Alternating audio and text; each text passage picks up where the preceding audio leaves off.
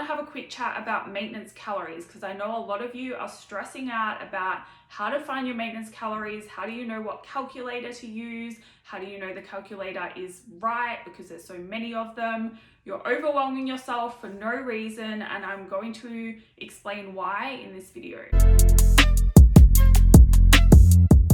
Hello, welcome back to my channel. My name is Jodie and I help you change your beliefs so you can change your body, your health, and your life. I feel kind of weird seeing myself in a sweater in this video. I don't normally wear them, but it is too cold not to this morning. Anyway, so this video, I'm talking more about maintenance calories. There is no need to stress so much about what is the perfect calculator to find your maintenance. The best way to actually figure out your maintenance calories is to just track what food you're currently eating, track your body weight, and see whether your body weight is staying stable on that calorie intake. Say you track your calories for 2 weeks and then you track your body weight for 2 weeks. If your average body weight over the course of that 2 weeks, or like week 1 average body weight, week 2 average body weight, if that stays the same and then it continues to stay the same, you know that amount of food on average that you're eating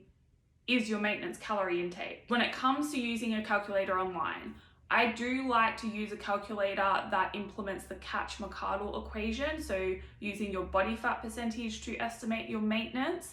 But if you just pick any calculator you find and you start there as your estimated maintenance calories, what you do is you track that, eating that amount of food for 2 weeks, you monitor body weight, and then you adjust based on body weight movements. You should also use biofeedback though, like your hunger, your energy, your digestion, all of that, tie it together, assess progress, and then adjust accordingly. It's really not a big deal. If you go slightly over your maintenance and the scale creeps up a little bit, you're not going to gain a lot of fat in 2 weeks. It probably won't even be any, especially if you're weight training as well.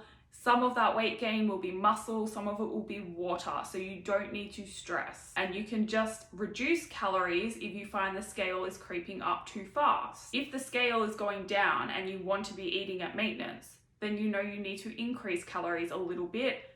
Start slow, you don't need to increase them by like 500 or something. Add 100 calories, add 50 if you want, like that's fine as well. This whole thing, like your maintenance calories are not the be all and end all. Like if you go slightly over, it's not the end of the world. If you go slightly under, it's not the end of the world. And the reason being is you're going to need to adjust your calorie intake anyway as you continue making progress, especially if you are trying to change your body composition, so losing fat and building muscle. Another thing you have to realize is your maintenance calorie needs actually change on a day-to-day basis. Now, this doesn't mean you have to recalculate your maintenance calories every single day, and you don't need to recalculate them every single week either. Once you kind of get that idea of where they're sitting around, eat that much food, and then you adjust based on progress. You shouldn't really need to recalculate maintenance again unless you have been through a dieting phase, you have lost all the weight you want to lose, and then you want to come back up to your new maintenance. That is when you need to recalculate it. But if you are still making progress towards your goal, especially if you are eating at maintenance because you're skinny fat or something and you're going through body recomposition, you don't really need to change maintenance or recalculate maintenance at all. Another thing you might not know is some of you have very inefficient metabolism, some of you have more efficient metabolisms. So my metabolism is inefficient. And what this means is I can push calories up and keep pushing calories up to establish a new maintenance. And my body kind of just learns to adapt to that without weight gain. So if I go and plug my stats right now into an online calculator, I'm going to get a maintenance calorie intake that is lower than what I'm actually maintaining on now. That's just because I have an inefficient metabolism. And the only way you can really tell if you have an inefficient metabolism or not for sure is to test it out.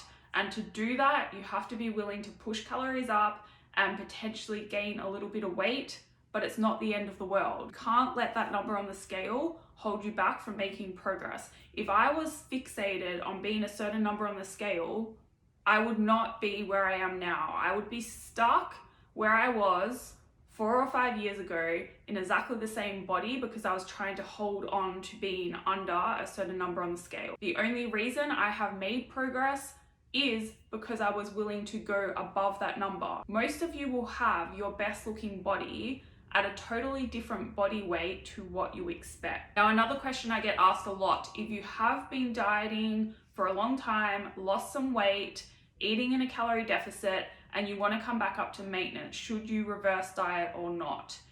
In most cases, it really depends on the client, but if that is the case, I would recalculate your new estimated maintenance, take off 100 calories to be a little bit more conservative, and just jump back up to that number. However, in some cases, like for me, I am reverse dieting right now because my calculated maintenance is what I'm already eating. So I'm trying to push up my calories to see where I can actually maintain my body weight as my new maintenance. A calculator isn't going to tell me that. You really have to understand that monitoring your progress and adjusting things according to progress is the answer. Like, I can't give you the answer. If you email me and say, is this number right for me? I can be like, yes, it looks about right, but I can't tell you that for sure because I can't see your progress data. And then you'll usually say, should I increase by this much, and when and how often? And again, I'll be like, I can't tell you that. There is no set answer.